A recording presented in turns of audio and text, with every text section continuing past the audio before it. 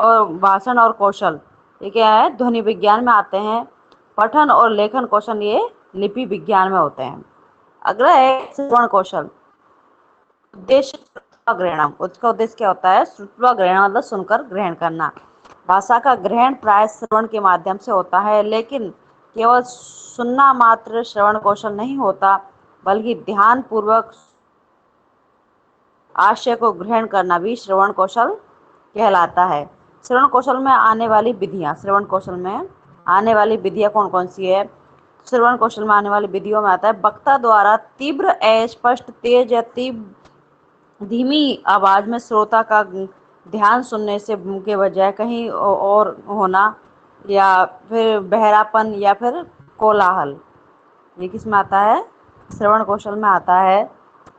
अश्रवण कौशल के विकास के तत्व, श्रवण कौशल के विकास के तत्वों की देखते हैं।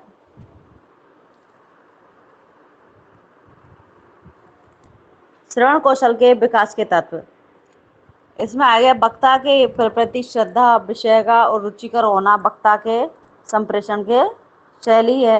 तकनीकी साधनों का उपयोग जैसे आकाशवाणी, दूरदर्शन, नाटक, चलचित्र आदि के माध्यम से संप्रेषण करना क्या कहता है, श्रवण कौशल के विकास को बढ़ावा देता है। भाषण कौशल में क्या होता है, उद्देश्य उद्देश्य मौखिक अभिव्यक्ति, इसमें क्या है, भाषण कौशल में उद्देश्य मौखिक अभिव्यक्ति होती है। ये अपने आशय को प्रकट करने के लिए शब्दों का सुसंगठित प्रयोग किया जाना ही भाषण कौशल कहलाता है। शब्दों का उच्चारण करना मात्र भाषण कौशल नहीं है, बल्कि उनका उच्चारण करना ही भाषा कौशल है।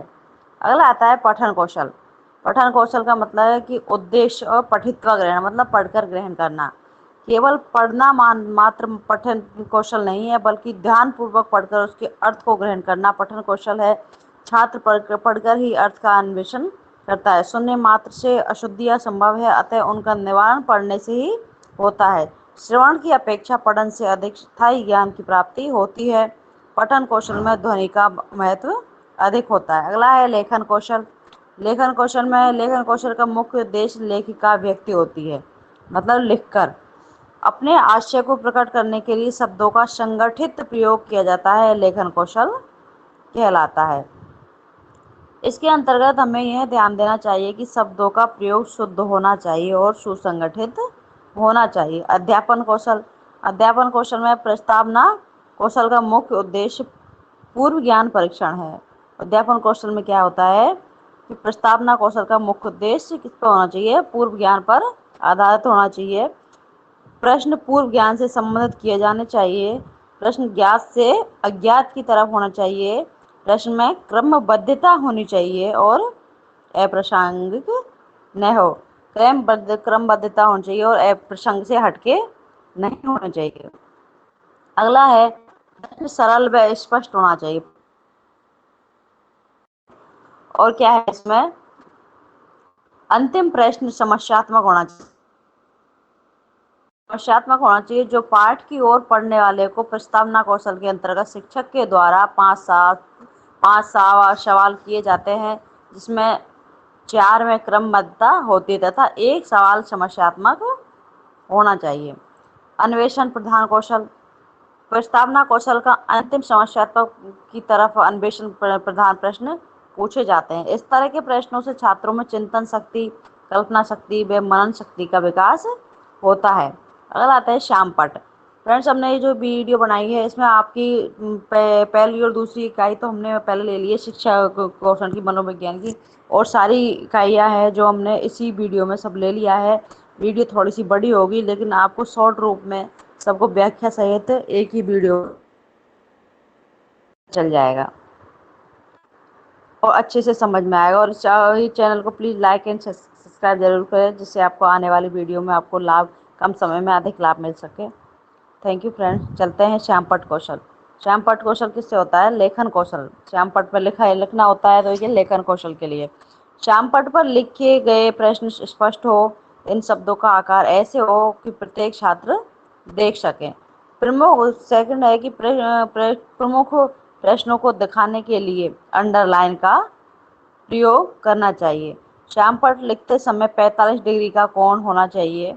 कितने डिग्री का? 45 डिग्री का कोण होना चाहिए, जैसे हम खड़े हो तो जिससे बच्चों को आगे दिखाई दे। कठिन शब्दों का निर्माण करने के लिए श्यामपट्ट का प्रयोग करना चाहिए। श्यामपट्ट लेखन को साफ करते समय हमेशा ऊपर से नीचे की ओर, ऊपर से नीचे की तरफ साफ करना चाहिए। मूल्यांकन एवं गृहकार्य को श्यामपट्ट पर लिख देना चाहिए। किस पर लिख देना चाहिए? श्यामपट्ट पर लिख देना चाहिए। प्रश्नोत्तर कौशल, अयद है प्रश्नोत्तर कौशल।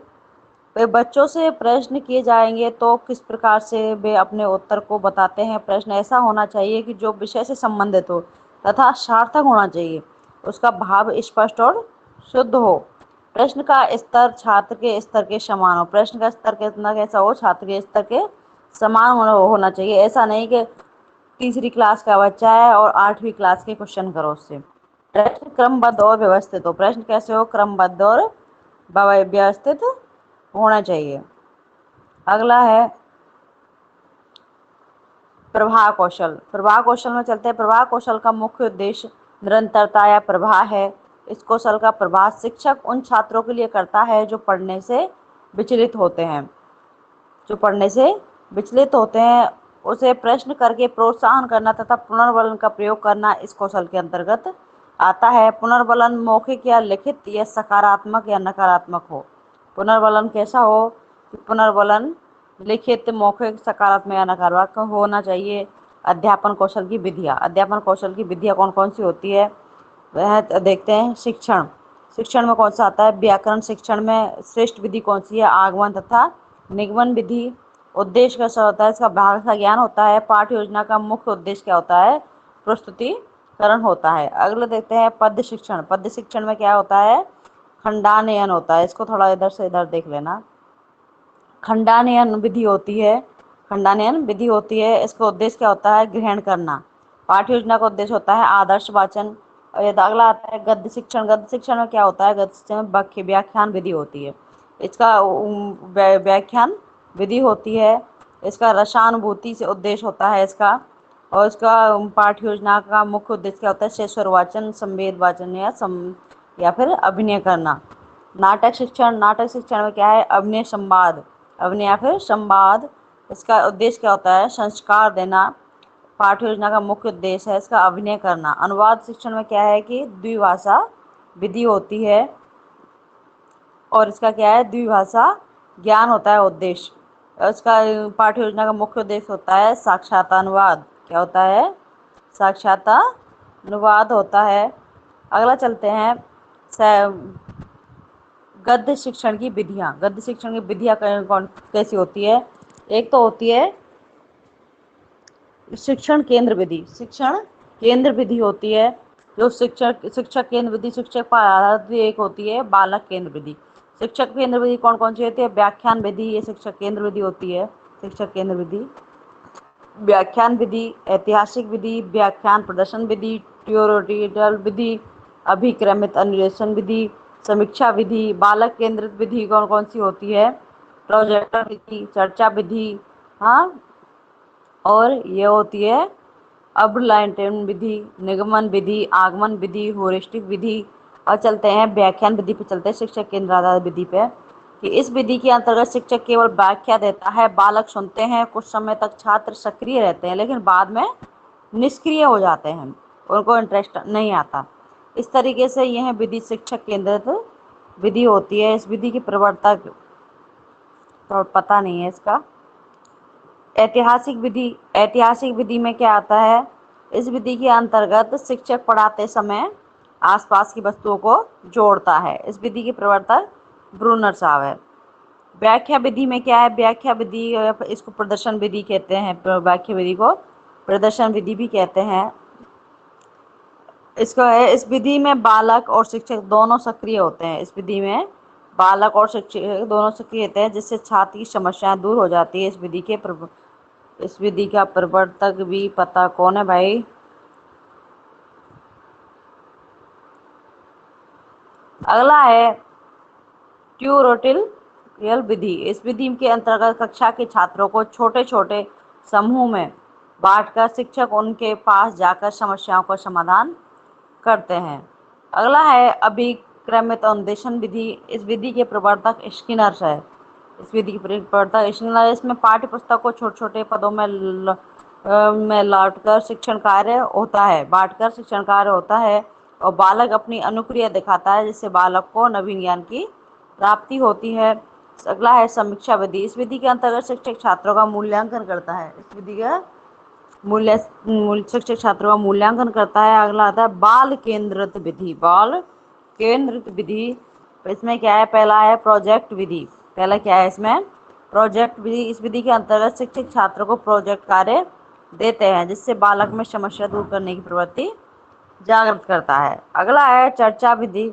इस विधि के अंतर्गत शिक्षक पाठ्यक्रम के किसी एक भाग पर बालकों में सामूहिक चर्चा करता है, तत्पश्चात समस्या का निदान करता है। यह छात्र केंद्रित विधि है। कैसी है ये, छात्रों पर केंद्रित विधि है।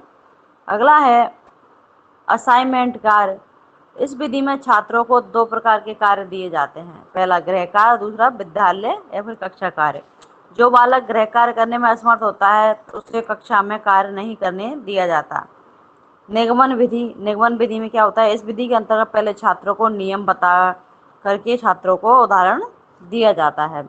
आगमन विधि में चलते हैं। आगमन विधि, इस विधि के अंतर्गत पहले उदाहरण देकर बच्चों को समझाया जाता है, तत्पश्चात नियम बताया जाता है। हाँ, आगमन में क्या होता है, पहले उदाहरण दिया जाता है, उदाहरण देकर समझाया जाता है, और फिर नियम बताया जाता है। और जो निगमन होती है उसमें क्या क्या होता है, पहले छात्रों को नियम बताए जाते हैं, बाद में उदाहरण बताए जाते हैं। उल्टा होता है इसका, विलोम। अगला आता है ह्यूरिस्टिक विधि। इसके ह्यूरिस्टिक का मतलब है करके सीखना। इस विधि के अंतर्गत बालक करके सीखता है। जैसे पहले छात्र के समक्ष पूरी समस्या रखी जाती है और छात्र अपने सूझ के द्वारा समस्याओं का हल निदान करता है, जो कॉलर के सिद्धांत से मेल खाती है। किसके सिद्धांत से मेल खाती है, कॉलर साहब के सिद्धांत से मेल खाती है। अब देखते हैं कि वर्तमान समय में प्रारंभिक शिक्षा, वर्तमान समय में प्रारंभिक शिक्षा का क्या योगदान है। शिक्षा की उत्पत्ति एवं अर्थ। शिक्षा की उत्पत्ति एवं उसका अर्थ। शिक्षा की अंग्रेजी में एजुकेशन कहते हैं। शिक्षा को अंग्रेजी में क्या कहते हैं, एजुकेशन कहते हैं। जो लैटिन भाषा है, किस भाषा के, लैटिन भाषा के एडुटम से बना है। यह दो शब्दों से मिलकर बना है, शब्दों से मिलकर निर्मित होता है। पहले ई प्लस ड्यूको, ई प्लस ड्यूको, जिसका अर्थ होता है अंदर से बाहर की ओर, अर्थात एजुकेशन। एजुकेशन का अर्थ बालक में अंदर से जो भी गुण विद्वान है उसे निकालकर प्रकट करना। शिक्षा बालक के अंतर्निहित शक्तियों को खोलने की प्रक्रिया है। प्लूटो के अनुसार एक डेफिनेशन है कि अज्ञान समस्त विपत्तियों का मूल कारण है। अज्ञानी रहने की अपेक्षा जन्म न लेना ही अच्छा है। बहुत बढ़िया है। महर्षि वेदव्यास के अनुसार है कि ज्ञान जीवन के सत्य का दिग्दर्शन ही नहीं करता, बल्कि वह व्यक्ति को बोलना, चलना, व्यवहार करना भी सिखाता है। इसकी विशेषता है कि शिक्षा के द्वारा ही बालक के आंतरिक शक्तियों का विकास होता है। शिक्षा के द्वारा ही बालक के आंतरिक शक्तियों का विकास होता है। शिक्षा के द्वारा ही बालक भावी जीवन की तैयारी करता है। शिक्षा के द्वारा ही बालक नैतिक विकास संभव है। शिक्षा के द्वारा बालक में मानवीकरण का विकास होता है। शिक्षा के द्वारा मानवीकरण का विकास होता है। और ये अगला क्या है, आत्मनिर्भरता। अगला क्या है, आत्मनिर्भरता। अगला चलते हैं,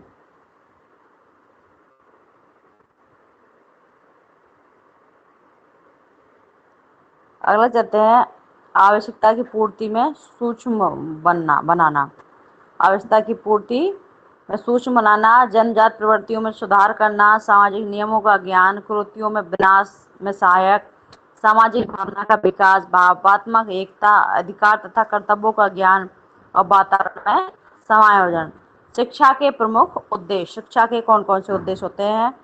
शिक्षा से चरित्र का निर्माण एवं विकास होता है। शिक्षा से चरित्र का निर्माण एवं विकास होता है। शिक्षा से शारीरिक विकास भी संभव है, क्योंकि बिना शिक्षा के व्यक्ति यह नहीं समझ पाता कि उसे कौन सी वस्तु उपयोगी है और कौन सी अनुपयोगी है।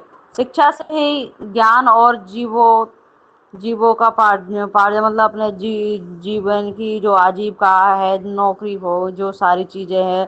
अपन ये अगर पढ़ेंगे नहीं तो कहाँ से नौकरी मिलेगी, बेरोजगार हो जाओगे। तो ये सब शिक्षा से ही मिल सकता है। इससे अपन को कार्य क्षमता होती है, तथा वैज्ञानिक का मत है कि जीवन बेकार है।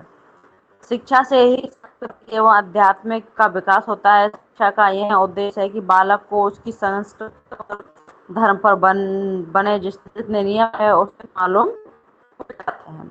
शिक्षा से ही प्रेम, सद्भाव, सहानुभूति, सहयोग, सहनशीलता, आत्मनुशासन, कर्तव्यपरायणता आदि आ जाती है।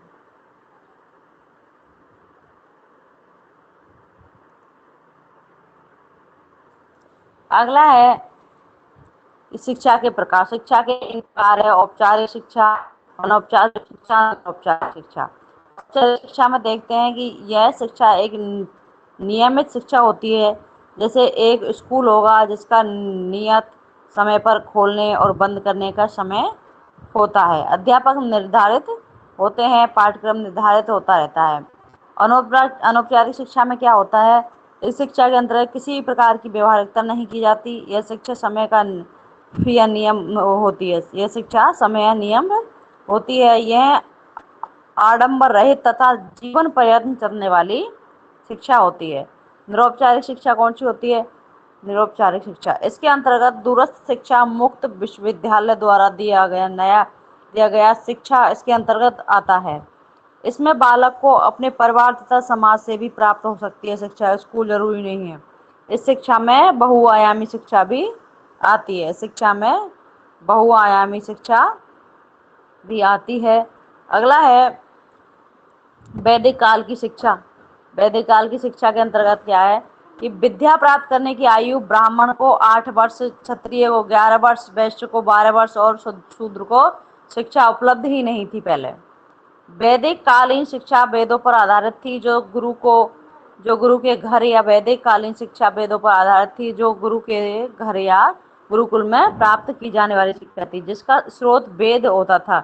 इस समय के एक तरफ शिक्षा प्रारंभिक, माध्यमिक व उच्च शिक्षा की तरफ विभाजित नहीं थी, अर्थात सबके लिए समान शिक्षा थी। शिक्षा प्रारंभ होने से पहले का चूड़ाकर्म संस्कार होता था। कौन सा होता था भाई? चूड़ाकर्म संस्कार होता था, जिसे विद्यालय में प्रारंभ संस्कार भी कहते हैं। गुरुकुल में प्रवेश करने के बाद उपनयन संस्कार होता है। कौन सा? बहुत ही अच्छा है उपनयन संस्कार। उपनयन का अर्थ होता है गुरु के पास जाना। उप का मतलब पास, नयन का मतलब ले जाना, अपने नयनों के पास में ले जाना। वैदिक काल की शिक्षा 12 वर्ष तक चलती है। क्वेश्चन बने वैदिक काल की शिक्षा कितने वर्ष तक चलती थी? तो 12 वर्ष तक चलती थी। वैदिक काल का पाठ्यक्रम बहुत ही व्यापक होता था, जिसमें मुख्य विषय संस्कृति होती थी।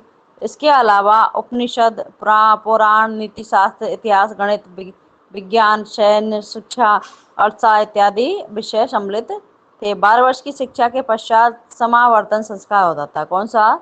समावर्तन संस्कार होता था, या जिसे शिक्षा समाप्त संस्कार भी कहते हैं। एक वेद का ज्ञाता स्नातक। एक वेद ज्ञाता क्या बोलते हैं? स्नातक। 2 वेद का ज्ञाता वसु। 3 वेद का ज्ञाता रूढ़।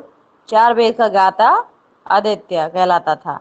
वैदिक काल का शिक्षा राज्य से नियंत्रण से युक्त थी, जिसका प्रबंध ब्राह्मणों के हाथ में था। शिक्षा निःशुल्क हुआ करती थी। उच्च वर्ग के लोग अनुदान दिया करते थे, जिसका गुरुकुल का कार्य आसानी से हो जाता था।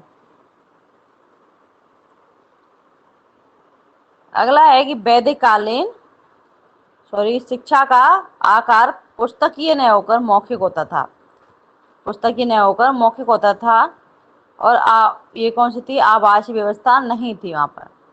बौद्धिक कालीन शिक्षा में क्या था कि बौद्धिक कालीन शिक्षा में क्या था? बौद्धिक कालीन शिक्षा का प्रवेश की आयु 6 से 8 वर्ष की थी। इस शिक्षा का मुख्य केंद्र मठ था। मठों में प्रवेश के पहले बालकों में प्रवज्य संस्कार होता था। प्रवज्य संस्कार ये क्या होता है?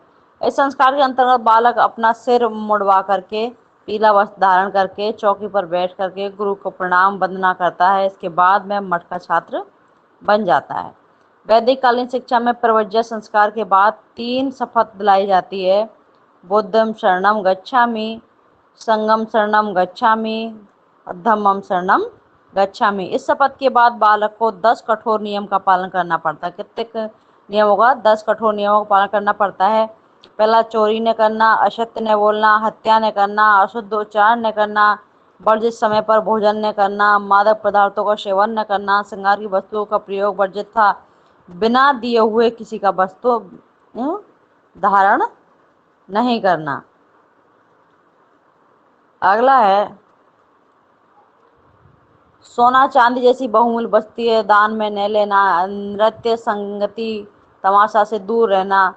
प्रव्रज्य संस्कार की अवधि 12 वर्ष तक होती थी। बालकों को सिद्धस्ती पोथी का अध्ययन करना पड़ता था, जिसमें 49 अक्षर होते थे, 99 अक्षर होते थे, तथा इन्हीं के आधार पर 5 विद्या ग्रहण होती थी। कौन सी? शब्द विद्या, वस्तु स्थान विद्या, शिल्प विद्या, चिकित्सा विद्या, आख्यान विद्या। अगला था, प्रारंभिक शिक्षा में क्या होता था इसका? कि प्राथमिक कक्षाएं 12 वर्ष तक तथा उच्च प्राथमिक कक्षाएं 22 वर्ष तक चलती थी, जिसे उपसंपदा संस्कार कहते हैं।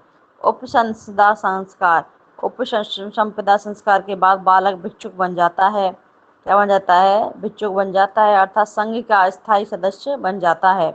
बौद्धिक कालीन शिक्षा में स्त्री शिक्षा का भी प्रावधान था। महिलाओं को भिक्षुणी के रूप में शिक्षा ग्रहण करनी पड़ती थी।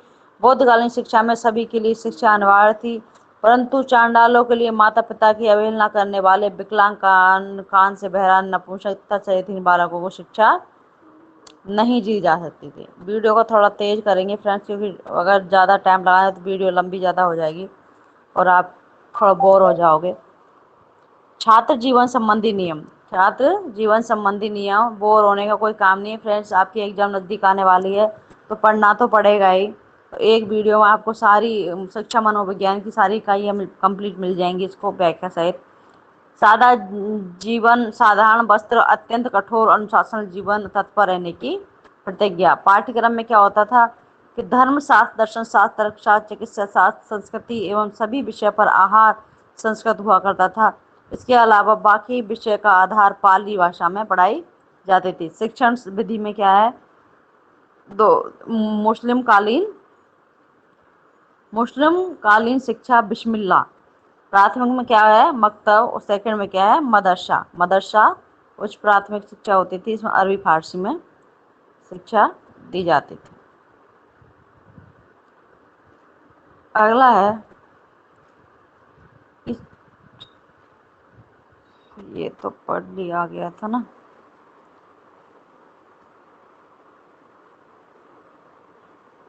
हाँ, सीखने की आवश्यकता एवं पहचान, सीखने की आवश्यकता पहचान, सीखने की आवश्यकता। थॉर्नडाइक ने अपने सीखने के सिद्धांतों में 3 नियम बताए हैं, जिसे प्राथमिक नियम के अंतर्गत रखा है। प्राथमिक थॉर्नडाइक ने 3 नियम बताए हैं। ये पहला नियम है अभ्यास का नियम, सेकंड है तत्परता का नियम, थर्ड है प्रभाव का नियम। अधिगम की पहचान कैसे होती है? अधिगम की पहचान अधिगम के वक्र से होती है। ये वक्र 4 प्रकार के होते हैं। पहला, सरल वक्र और समान निष्पादन वक्र, सेकंड है नातोदर वक्र, और थर्ड है उन्नतोदर वक्र, और चौथा है मिश्रित वक्र। सरल वक्र में क्या होता है? सरल वक्र में क्या होता है? ये अधिगम होता है और ये प्रयास होता है। इस प्रकार के वक्र में यह दर्शाता है कि प्रत्येक प्रयास में अधिगम सीखने की मात्रा या निष्पादन समान रहा है। क्या रहा है? समान रहा है। अगला देखते हैं, उन्नतोदर वक्र में क्या होता है? इस प्रकार के वक्र में प्रारंभ में सीखने की गति तीव्र होती है, प्रारंभ में गति तीव्र होती है, लेकिन बाद में अभ्यास के बढ़ने की शिथिलता आ जाती है। ऐसे शिथिलता आ जाती है, ये शिथिलता आ जाती है, लेकिन बाद में शिथिलता आ जाती है। अब आता है नतोदर वक्र। नतोदर वक्र में क्या होता है कि इसमें शुरुआत में अधिगम की मात्रा में कमी पाई जाती है, शुरुआत में कमी पाई जाती है, परंतु बाद में प्रयास के साथ साथ सीखने की गति बढ़ जाती है।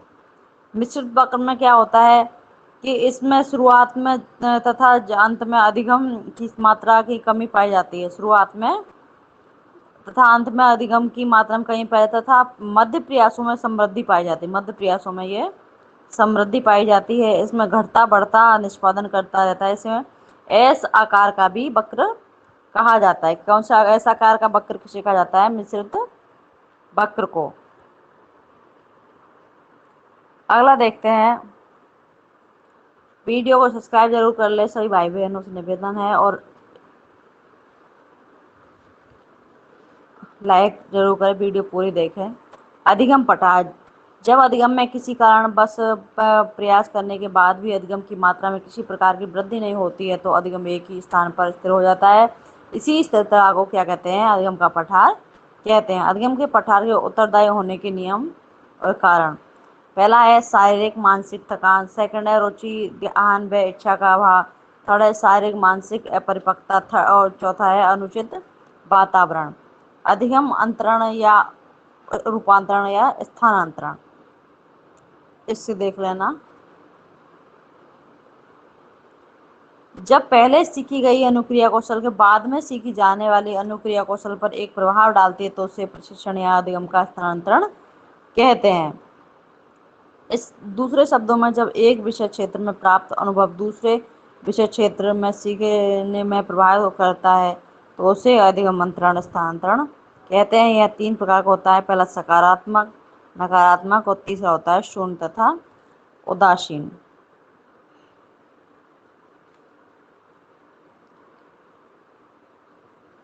अगला है सकारात्मक स्थानांतरण। जब एक विषय क्षेत्र में प्राप्त किया गया अनुभव दूसरे विषय क्षेत्र में सीखने में सहायता पहुंचाता है तो उसे सकारात्मक अंतरण कहते हैं। जैसे साइकिल चलाने वाले को मोटरसाइकिल चलाना जल्दी से आ जाता है। क्षैतिज अंतरण, इसमें गणित तथा भौतिक होते हैं। ऊर्ध्व अंतरण में इसमें साइकिल से मोटरसाइकिल वाला उदाहरण आ गया। द्विपार्श्विक इसमें दाएं से बाएं से हाथ, दाएं और बाएं हाथ से लिखना। नकारात्मक स्थानांतरण में क्या होता है? जब एक विषय क्षेत्र में प्राप्त अनुभव दूसरे क्षेत्र में बाधा पहुंचाती है तो उसे नकारात्मक स्थानांतरण कहते हैं। जैसे कि पहले कविता को याद कर दूसरी कविता को भूल जाना, ये कौन सा नकारात्मक स्थानांतरण है? शून्य या उदासीन अंतरण। जब एक विषय में प्राप्त अनुभव दूसरे विषय को सीखने में किसी प्रकार से प्रभावित करे तो उसे शून्य या उदासीन अंतरण कहते हैं। जैसे संस्कृत पढ़ो, फिर गणित पढ़ो, फिर कला भी पढ़ो, हाँ, तो ये एक दूसरे को प्रभावित करते हैं। अतः सीखने के सिद्धांत की कक्षा शिक्षण में इनकी व्यावहारिक उपयोगिता प्रयोग। सीखने के सिद्धांत तथा कक्षा शिक्षण में इसका प्रयोग। थॉर्नडाइक का सीखने का सिद्धांत देखते हैं। 1913 प्रकाशित, किसमें कितने में 1913 प्रकाशित अपनी पुस्तक शिक्षा मनोविज्ञान सीखने का एक नवीन सिद्धांत प्रतिपादित किया है। इसको विभिन्न नामों से पुकारा जाता है। कौन कौन से? थॉर्नडाइक का संबंधवाद का सिद्धांत, उद्दीपक प्रतिक्रिया सिद्धांत, सीखने का सिद्धांत, प्रयत्न एवं भूल का सिद्धांत। इसका प्रयोग है। थॉर्नडाइक ने अपना प्रयोग किस पर किया? बिल्ली पर किया था। थॉर्नडाइक ने अपना प्रयोग किस पर किया? बिल्ली पर किया था। थॉर्नडाइक के अनुसार उसके तीन मुख्य प्रयोग बालक को अपने जीवन में उतारने चाहिए। अभ्यास के द्वारा व्यक्ति को किसी भी कार्य में निपुण बनाया जा सकता है। गणित तथा विज्ञान जैसे विषयों के लिए अभ्यास का नियम बहुत जरूरी है भाई।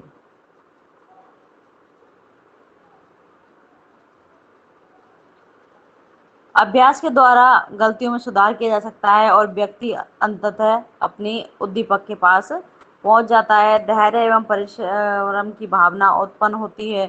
पावलोव का अनुकूलित अनुक्रिया सिद्धांत, इसको क्या कहते हैं? शास्त्रीय अनुबंध सिद्धांत भी कहते हैं और क्लासिकल अनुबंध सिद्धांत भी कहते हैं। स्वाभाविक उत्तेजक मतलब भोजन, इसको क्या कहते हैं? स्वाभाविक अनुक्रिया कहते हैं। स्वाभाविक उत्तेजक मतलब स्वाभाविक अनुक्रिया भी कहते हैं। अस्वाभाविक उत्तेजक मतलब स्वाभाविक अनुक्रिया। प्रयोग किस प्रथा है? अस्वाभाविक उत्तेजक होगा तो स्वाभाविक अनुक्रिया होगी, स्वाभाविक उत्तेजक होगा तो अस्वाभाविक क्रिया होगी, स्वाभाविक उत्तेजक होगा तो स्वाभाविक अनुक्रिया भी होगी। प्रयोग किस प्रथा? पावलोव का कुत्ते पर था। कक्षा शिक्षण में प्रयोग। इसमें कैसे किया, सिस्टम में क्या प्रयोग है कि आदत, पहला क्या है आदत, कृत्रिम उद्दीपक के द्वारा भी संबंध प्रतिक्रिया धीरे धीरे आदत बन जाती है। सेकंड है कि भाषा विकास, छोटे छोटे बालकों को वस्तुएं दिखाकर शब्दों का ज्ञान करा।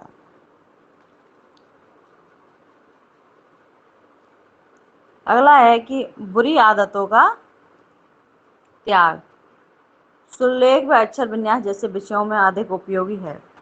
गेस्टाल्टवाद का सिद्धांत, गेस्टाल्टवादियों ने दिया था, प्रवर्तक है कोयलर, लेविन और बर्दिमर। अंतर्दृष्टि व सूझ का सिद्धांत, अंतर्दृष्टि व सूझ का सिद्धांत, पहला सेकंड है गेस्टाल्टवाद सिद्धांत, तीसरा है समग्राकार सिद्धांत, चौथा है कोलर का सिद्धांत। प्रयोग किस पे किया था, वन मानुष पर किया था, वह सुल्तान नामक के चिंपैंजी पर किया था। 4 डिब्बों का प्रयोग हुआ था। सूझ का सिद्धांत है इसका, तो इसमें क्या है कि बालक कक्षा में स्वयं समस्या का हल प्राप्त करे, प्रेरित करना चाहिए, हल प्राप्त करने के लिए प्रेरित करना चाहिए। छोटे बालकों के समक्ष वस्तु प्राप्त करने पर वे आवश्यक संबंधों का प्रत्यक्षीकरण तुरंत कर लेते हैं। यह सिद्धांत छात्र के पूर्व ज्ञान अनुभवों का विशेष ज्ञान महत्व देता है।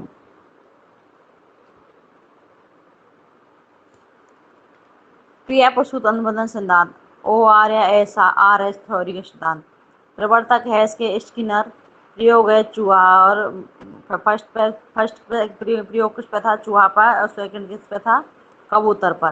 क्रिया प्रसूत अनुबंधन सिद्धांत का कक्षा शिक्षण में प्रयोग, किसी भी अच्छे कार्य के लिए सकारात्मक पुनर्बल देकर उसे प्रोत्साहित करना चाहिए तथा किसी भी बुरे काम के लिए नकारात्मक पुनर्बल देकर उसे हटाना चाहिए। यह सिद्धांत व्यवहार चिकित्सा में उपयोगी है, सिद्धांत व्यवहार चिकित्सा में उपयोगी है। प्रबलन का सिद्धांत, प्रबलन का सिद्धांत किसने दिया, प्रवर्तक कौन थे, हल थे, प्रयोग किस पे था, इस पर चूहा पे था। उपनाम क्या है इसके, विधिक सिद्धांत या प्रबलन का सिद्धांत, कक्षा शिक्षण में प्रयोग, व्यक्तिगत शिक्षा पर बल देता है, किस पर बल देता है, व्यक्तिगत शिक्षा पर बल देता है। सेकंड है कि शिक्षक को विषय वस्तु तथा अधिगम को दोहराने पर बल देना चाहिए ताकि बालक की आदतों का बेहतर बनाया जा सके। भाई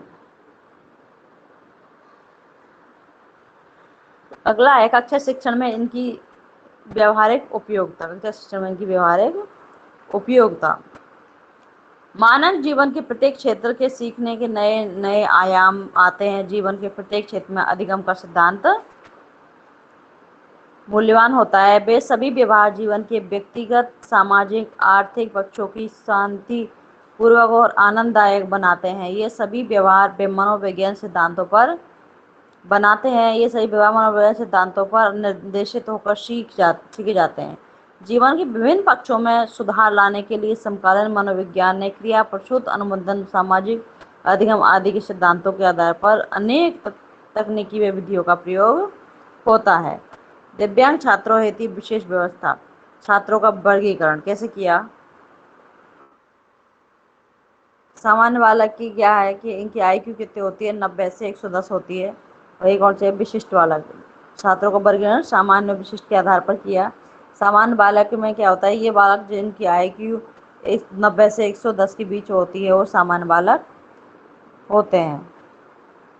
90 से 110 के बीच में जिनकी IQ होती है वो सामान्य बालक होते हैं। अगला आता है विशिष्ट बालक, विशिष्ट बालकों के अंतर्गत सामान्य बालक नहीं आते। विशिष्ट बालक का निर्धारण बौद्धिक, शैक्षिक, शारीरिक दृष्टिकोण से समस्यात्मक, सृजनात्मक बालकों के संयुक्त रूप से विशिष्ट बालक कहलाते हैं। बौद्धिक दृष्टि से बालकों का विभाजन, बौद्धिक दृष्टि से बालकों का विभाजन कौन से होते हैं, प्रतिभाशाली बालक और मंदबुद्धि बालक। तो इनका IQ होता है बहुत प्रतिभाशाली बालकों का 140 के ऊपर होता है, 140 के ऊपर होता है। और मंदबुद्धि बालकों क्या होता है, मंदबुद्धि का बालकों का होता है 90 से कम होता है, 90 से कम होता है। प्रतिभाशाली बालक में आता है कि इनका IQ 140 से ऊपर होता है, मंदबुद्धि की IQ 90 से कम होती है। 90 तक तो सामान्य रहता है, लेकिन 90 से भी कम हो जाती है तो वो मंदबुद्धि बालक हो जाते हैं। शैक्षिक दृष्टि से बालकों का विभाजन, तीव्र बालक और एक पिछड़े बालक, तीव्र बालक और दूसरा कौन से होते हैं, पिछड़े बालक होते हैं।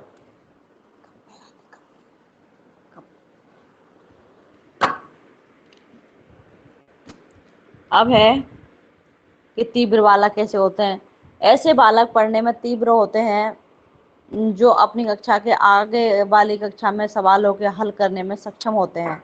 पिछड़े बालक कौन से होते हैं?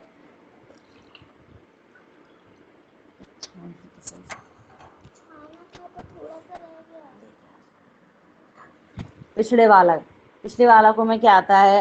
ये बालक जिस कक्षा में पढ़ते हैं वे पीछे कक्षा में सवाल भी हल नहीं कर पाते।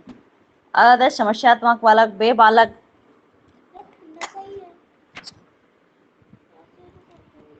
जिनका व्यवहार अथवा व्यक्तित्व किसी बात में गंभीर रूप से साधारण होता है, समस्यात्मक बालक होते हैं। अगला आता है इसका पिछड़े बालक में ये जैसे उदाहरण बताया, जैसे पिछड़े बालक, कुशाग्र बालक, अपराधी बालक आदि। अब लेते हैं सृजनात्मक बालक को। वे बालक जो परंपरागत रूप से लीक से हटकर जब कोई बालक नया कार्य करता है, सृजनात्मक बालक कहलाता है। जैसे नए आविष्कार करना, समस्याओं का समाधान करना, नवीन प्रशिक्षणों से जीवन को सफल बनाते हैं। ये दृढ़ी बहुत होते हैं। कैसे होते हैं? बहुत ही दृढ़ संकल्प वाले होते हैं भैया। आगे से आगे हल निकालते रहते हैं। अगला है शारीरिक दृष्टि से बालकों में विभाजन। शारीरिक दृष्टि से बालकों में विभाजन जिसमें शारीरिक कमी पाई जाती है, जैसे हाथ पैर में विकलांगता, कानों से न सुनना, आंख से दिखाई न देना इत्यादि। दूसरे शब्दों में इनके पास कुछ अंग की कमी होती है, इसलिए इन्हें विकलांग कहते हैं। प्रधानमंत्री नरेंद्र मोदी ने 27 दिसंबर को क्या किया था? यह बताया था कि इनके अंदर कुछ दिव्य शक्तियां पाई जाती है जो सामान्य बालक से हटकर कुछ काम कर सकते हैं, सोच सकते हैं, समझ सकते हैं, इसलिए इन्हें दिव्यांग कहते हैं। दिव्यांग छात्रों हेतु विशेष व्यवस्था की गई। 1992 से 3 दिसंबर को अंतरराष्ट्रीय विकलांगता दिवस मनाते हैं। कब मनाते हैं भाई? 3 दिसंबर 1992 से मनाते हैं इसको। 3 दिसंबर को अंतरराष्ट्रीय विकलांगता दिवस मनाया जाता है। दिव्यांग छात्र के बारे में देखो। कुछ बालकों में जन्म से शरीर के कुछ अंग में दोष होता है या बाद में किसी बीमारी, दुर्घटना या अज्ञात से चोट पहुंच जाने के कारण शरीर में कोई अंग दोष हो जाता है, जैसे इस बालक को दिव्यांग बालक कहते हैं। दिव्यांग बालक के प्रकार। दिव्यांग बालकों में अपना अपंग, जैसे अपंग होना, अंधा, अर्ध अंधे, बहरे या अर्ध बहरे, दोष युक्त वाणी वाले, अत्यधिक दुर्बल आदि बालक आते हैं। अगला है प्रारंभिक शिक्षा के नवीन प्रयास। प्रारंभिक शिक्षा के नवीन प्रयास अनुच्छेद 21A में राज्य के 6 से 14 वर्ष तक के बालकों को निःशुल्क एवं अनिवार्य शिक्षा उपलब्ध करानी होगी। इसका उल्लेख भाग 3 में है। कौन से में है? भाग 3 में है। धारा 29(2) में क्या है कि इसमें राज्य द्वारा पोषित एवं राजनीति से सहायता प्राप्त करने वाली किसी शिक्षा संस्थान में जाति, धर्म, प्रजाति, भाषा तथा इनमें से कोई एक आधार पर रोका नहीं जाएगा। सही बच्चों को शिक्षा देना अनिवार्य होगा। निःशुल्क एवं अनिवार्य शिक्षा राज्य के द्वारा संविधान में जन्म से लेकर 10 वर्ष तक सभी बच्चों के लिए अनिवार्य शिक्षा का प्रावधान हो, जो निःशुल्क हो, जो बाद में 14 वर्ष तक कर दिया गया।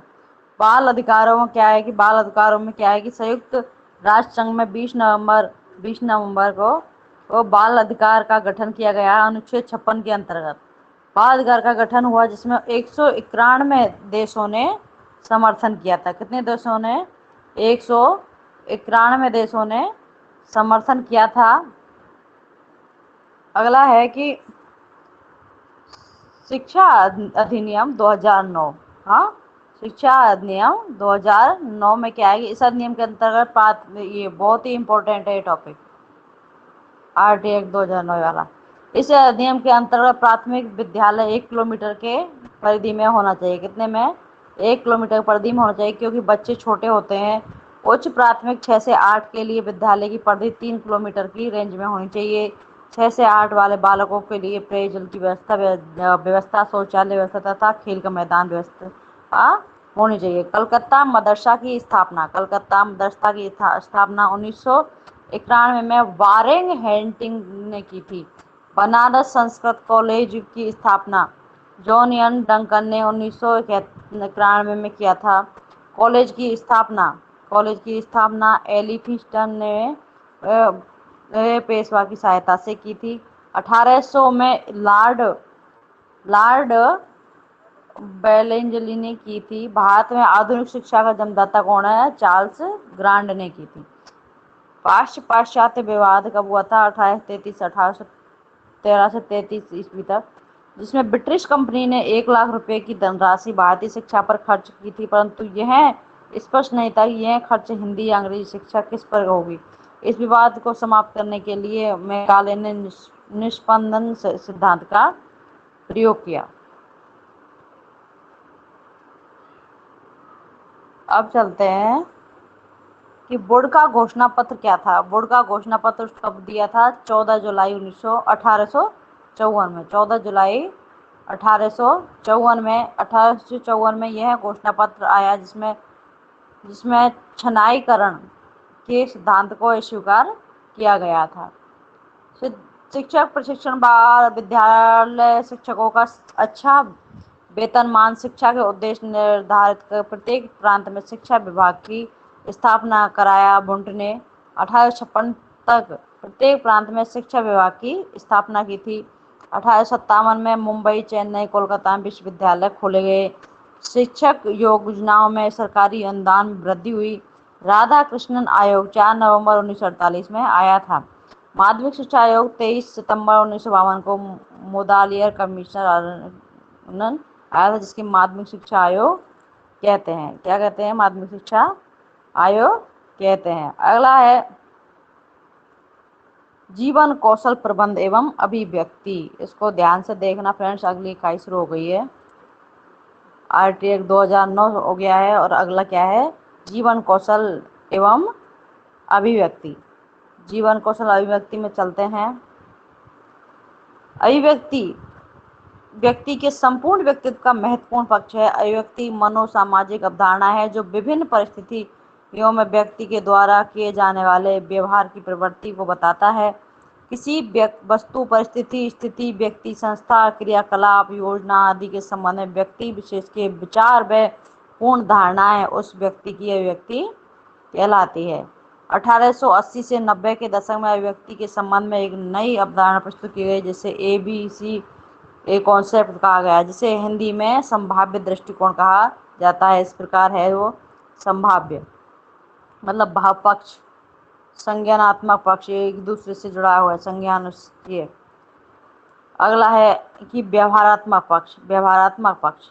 इसको क्रियात्मक पक्ष भी कहते हैं, वैकल्पिक पक्ष। ये अनिवार्य भावात्मक पक्ष और संज्ञानात्मक पक्ष ये अनिवार्य पक्ष है। सबसे महत्वपूर्ण पक्ष कौन सा होता है? महत्वपूर्ण पक्ष है भाव पक्ष। अनिवार्य पक्ष में कौन सा है? संज्ञानात्मक और भाव पक्ष। वैकल्पिक पक्ष में व्यवहारात्मक, क्रिया पक्ष। मनोवैज्ञानिक प्लस सामाजिक बराबर मनोसामाजिक अवधारणा। भाई वीडियो थोड़ा लंबा हो गया है, पर एक ही वीडियो हम आपको सारे चैप्टरों को खत्म करेंगे। विशेषताएं। व्यक्ति की अभिवृत्तियां व्यक्तिगत होती है। अभिव्यक्ति व्यक्तियों के व्यक्तित्व को सार्थक रूप से प्रभावित करती है। अभिव्यक्ति 2 प्रकार की होती है, सामान्य और विशिष्ट। सामान्य में क्या होता है? सामान्य में समूह, सार्वजनिक और समाजशास्त्र होता है। विशिष्ट में क्या है? व्यक्ति विशेष या नीति शास्त्र। अभिव्यक्ति व्यक्ति के व्यवहार को सार्थक रूप से प्रभावित करती है। अभिव्यक्ति व्यक्ति के व्यक्तित्व में विभिन्न पक्षों से संबंध रखती है। अभिव्यक्ति व्यक्ति के मनोभाव और विश्वास में प्रदर्शित करती है। अभिव्यक्तियों में व्यक्ति के व्यक्तित्व के प्रत्यक्षात्मक, प्रेरणात्मक, संवेगात्मक, क्रियात्मक पक्ष में निहित रहते हैं। अभिव्यक्ति का विकास अनुभव के आधार द्वारा होता है, अर्थात अभिव्यक्तियां वातावरण जन्य होती है। अभिव्यक्ति के विकास में प्रत्यक्षीकरण एवं संवेगात्मक कारकों की महत्वपूर्ण भूमिका होती है। अगला है सस्टन के अनुसार अभिव्यक्ति किसी मनोवैज्ञानिक वस्तु से संबंधित धनात्मक या ऋणात्मक प्रभाव की मात्रा है। फ्रीमैन के अनुसार है अभिव्यक्ति किन्हीं वस्तुओं, परिस्थितियों, व्यक्तियों के प्रति संलग्न ढंग से प्रतिक्रिया करने की स्वाभाविक तत्परता होती है। अभिव्यक्ति वर्सेज अभिक्षमता या अभिरुचि। हाँ, इसमें क्या होता है, इसमें अंतर बताते हैं कि अभिव्यक्ति अर्जित होती है, अभिवृद्धि अर्जित होती है, अभिक्षमता जन्मजात भी होती है और तथा अर्जित भी होती है। अभिवृत्ति विशिष्ट प्रकार का दृष्टिकोण है, लेकिन अभिक्षमता मानसिक योग्यता होती है। अभिवृत्ति व्यक्ति के व्यक्तित्व का महत्वपूर्ण पक्ष है, अभिक्षमता व्यक्ति की विशिष्ट क्षेत्र में सफलता की ओर संकेत करती है। भाई,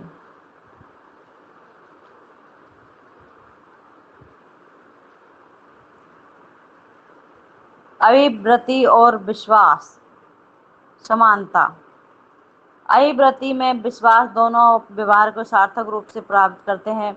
अभिवृत्ति और विश्वास में पर्याप्त स्थायित्व पाया जाता है, इसी आसानी से परिवर्तित नहीं किया जा सकता, अर्थात समय समय पर यह इसमें परिवर्तन संभव है। अभिवृत्ति में विश्वास में अंतर। अभिवृत्ति और विश्वास में अंतर क्या है? हर अभिवृत्ति में एक विश्वास निहित रहता है, परंतु विश्वास में अभिवृत्ति हो भी सकती है और नहीं भी। प्रेरणा क्या है इसकी? अभिवृत्ति प्रेरणा उत्पन्न करता है, लेकिन विश्वास प्रेरणा उत्पन्न कर भी सकता है और नहीं भी कर सकता। भाव क्या है? कि अभिवृत्ति के लिए भाव महत्वपूर्ण है, विश्वास के लिए संज्ञान महत्वपूर्ण है। क्रियात्मक में क्या है कि अभिवृत्ति का क्रियात्मक पक्ष वस्तुनिष्ठ होता है और विश्वास में भावात्मक पक्ष वस्तुनिष्ठ होता है। अगला है इसके तीन पक्ष होते हैं। पहला होता है संज्ञानात्मक पक्ष, फिर होता है भावात्मक पक्ष, फिर क्रियात्मक पक्ष।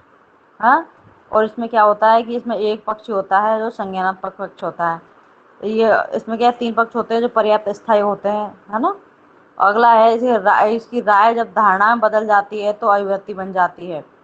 इसकी राय अभिव्यक्ति बन जाती है। इसमें अनिश्चितता, दूसरा अगले में क्या है कि अनिश्चितता अस्थायी परिवर्तनशील होती है। इसमें अभिव्यक्ति एक होती है। अभिव्यक्ति का व्यवहार पर प्रभाव पड़ता है। जन्म से अभिव्यक्ति के बनने का निर्माण होता है, अभिव्यक्ति के बनने की सामाजिकरण कहते हैं। और इसमें क्या होता है कि कभी भी किसी के द्वारा कोई व्यक्ति दे सकता है, क्या दे सकता है? राय अनेक होती है, उन्हें अनेक राय में से किसी एक राय अभिवृत्ति बनाती है। राय का व्यवहार पर कोई प्रभाव नहीं पड़ता। राय सचेतन रूप वयस्क में या किशोरावस्था में होती है। अगला देखते हैं आवश्यकता अंतर्नोद क्रिया का प्रारंभ में, इसको देखते हैं।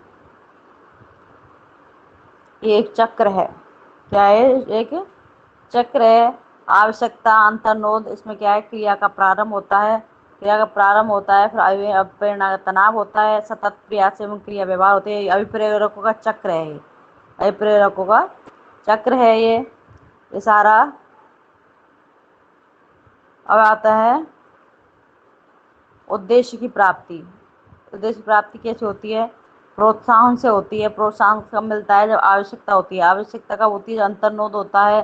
अंतर्नोद कब होता है? जब क्रिया का प्रारंभ होता है। क्रिया का प्रारंभ होने से प्रेरणा का तनाव होता है, फिर सतत प्रयास किया जाता है क्रिया व्यवहार में, फिर क्या होता है? सकारात्मक दिशा में अग्रसर करता है।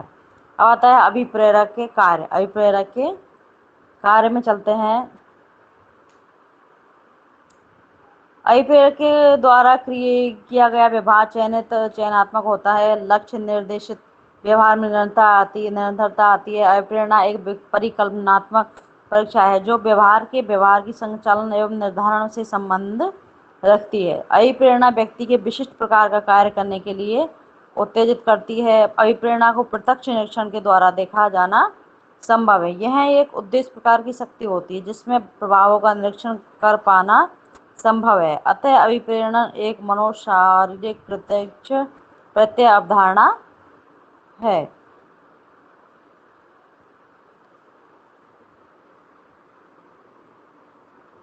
आप लोगों के लिए हम इतनी मेहनत कर रहे हैं तो प्लीज़ अगर किसी ने सब्सक्राइब नहीं किया हो तो सब्सक्राइब जरूर कर लेना भाई।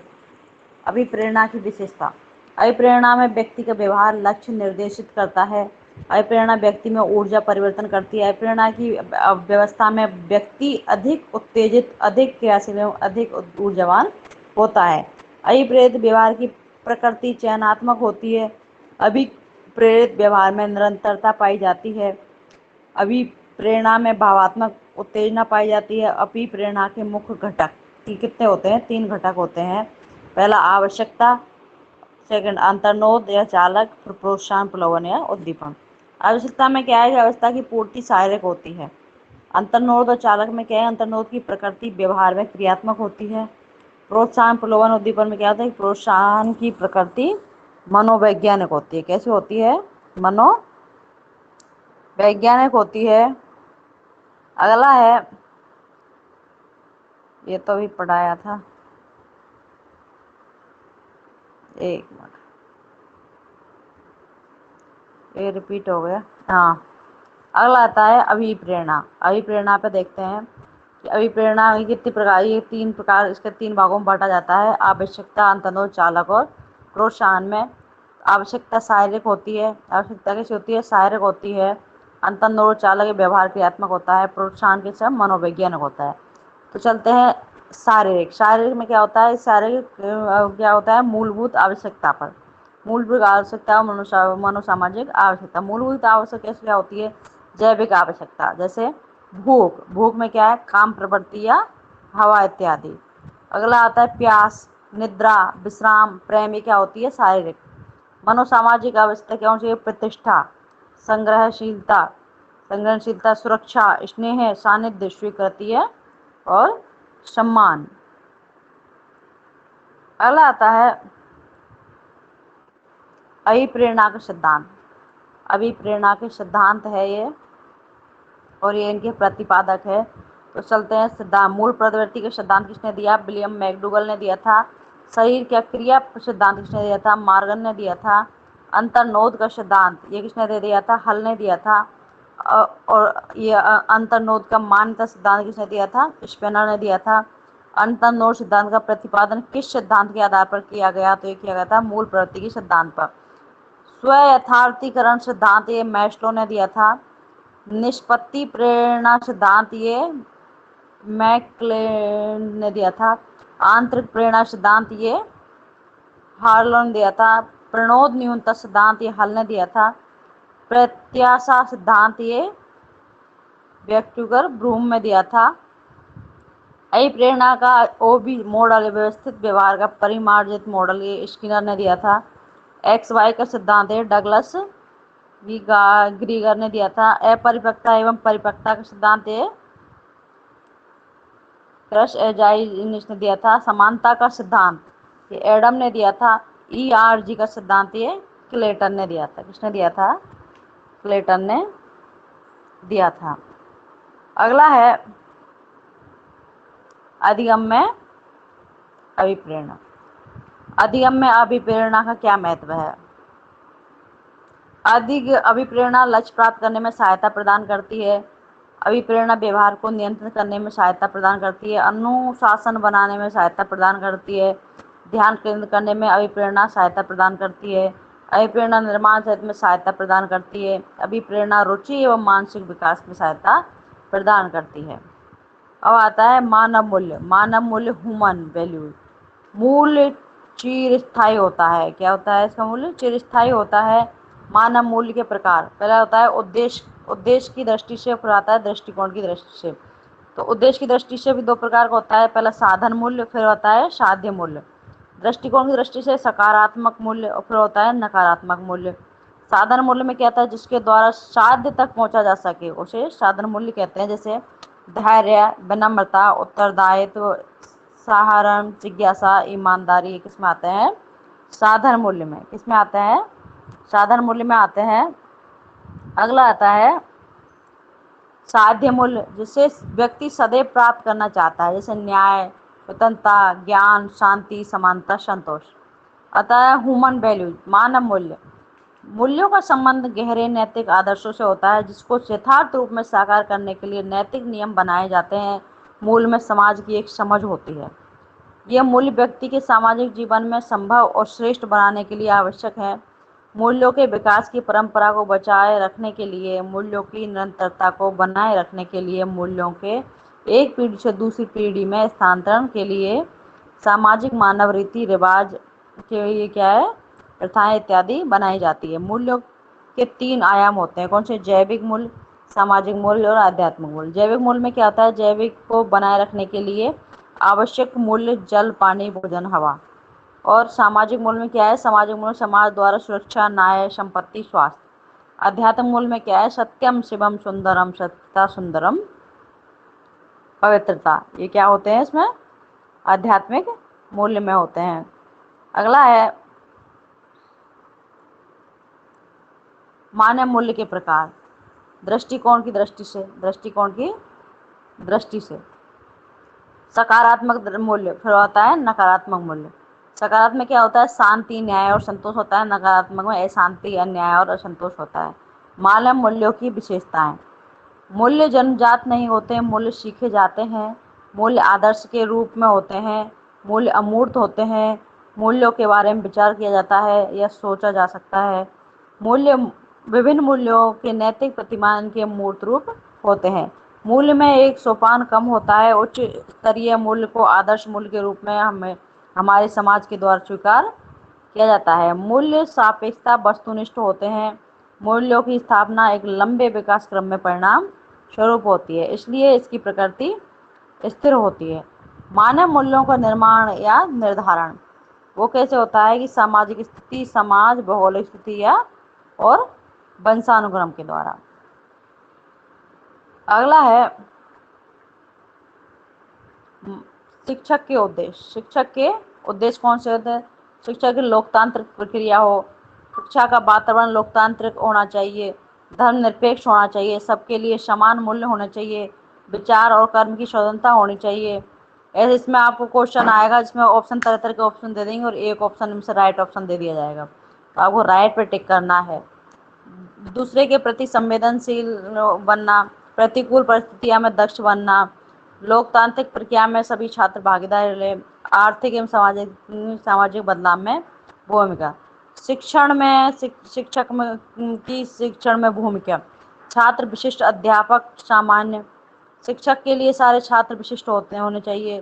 शिक्षक सुगमकर्ता और शिक्षक परामर्शदाता होता है। सशुल्क शिक्षक निर्देशन नहीं दे सकता। क्लास 1 से 5 के स्टूडेंटों में क्लास 1 से 5 में कितने 40 स्टूडेंट होने चाहिए क्लास में। टीचर 1 होना चाहिए। हाँ, और वर्किंग डे कितना होना चाहिए? 200 आवर्स, एक साल में 200 दिन का। और क्लास 6 से 10 तक में क्या होता है कि एक क्लास में 35 स्टूडेंट होना चाहिए, टीचर्स 1 होना चाहिए, और वर्किंग डे कितने होना चाहिए इसमें? 120 का। ये याद रख लेना, ये बहुत ही इम्पोर्टेंट है ये वाला।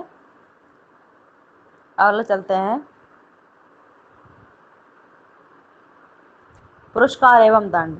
पुरस्कार एक प्रेरणा है जो मनोवैज्ञानिक युक्त तरीके पर आधारित है। पुरस्कार सुखद अनुभूति प्रदान करती है जिससे प्रेरित होकर व्यक्ति किसी कार्य को करता है।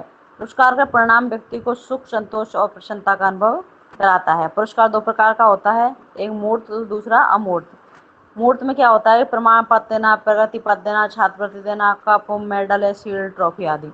अमूर्त में क्या होता है? जैसे वेल डन, वेरी गुड, उत्साहित करते हैं, प्रशंसा करते हैं, छात्रों की प्रतिक्रिया, दृष्टि, सहानुभूति दिखाना, प्रशंसा सूचक शब्दों का प्रयोग करना, यह अमूर्त में आता है।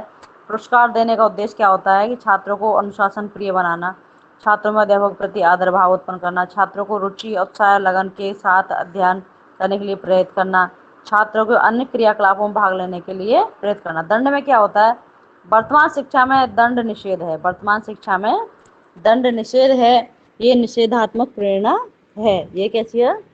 निषेधात्मक प्रेरणा है। कैसी है? निषेधात्मक प्रेरणा है। इसका उद्देश्य किसी कार्य विशेष के प्रति निषेध करना है। निषेध मतलब मना करना है।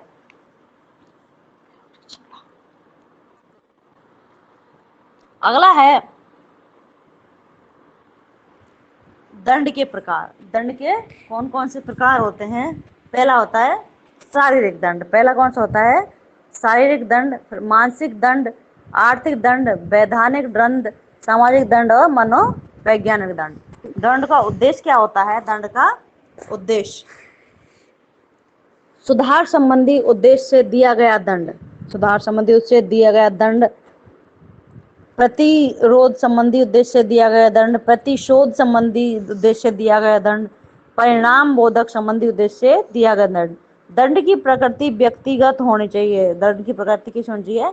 व्यक्तिगत होनी चाहिए। दंड सबके लिए समान निष्पक्ष भाव से दंड से आदर्श स्थापित करने के लिए होना चाहिए। ऐसा नहीं बच्चों पे कुछ नहीं आ रहा तो बस ठोक गालो, ऐसा नहीं होना चाहिए। आजकल दंड देना किसी को भी अलाउ नहीं है।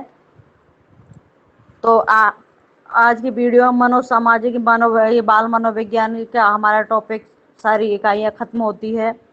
एक वीडियो में सारी इकाइयों को खत्म करने की पूरी कोशिश की है व्याख्या सहित। और प्लीज़ हमारी वीडियो को लाइक एंड सब्सक्राइब जरूर करें और इसको पूरे ध्यान से अच्छी तरह पढ़ें। इसको अच्छी तरह ध्यान से पढ़ें, जिससे आपको आगे आने वाली वीडियो में आपको सब्सक्राइब कर लोगे तो आगे आने वाली वीडियो में आप अच्छी से अच्छी चीज़ें देख पाओगे, हम आप तक ला पाएंगे। Thank you so much friends.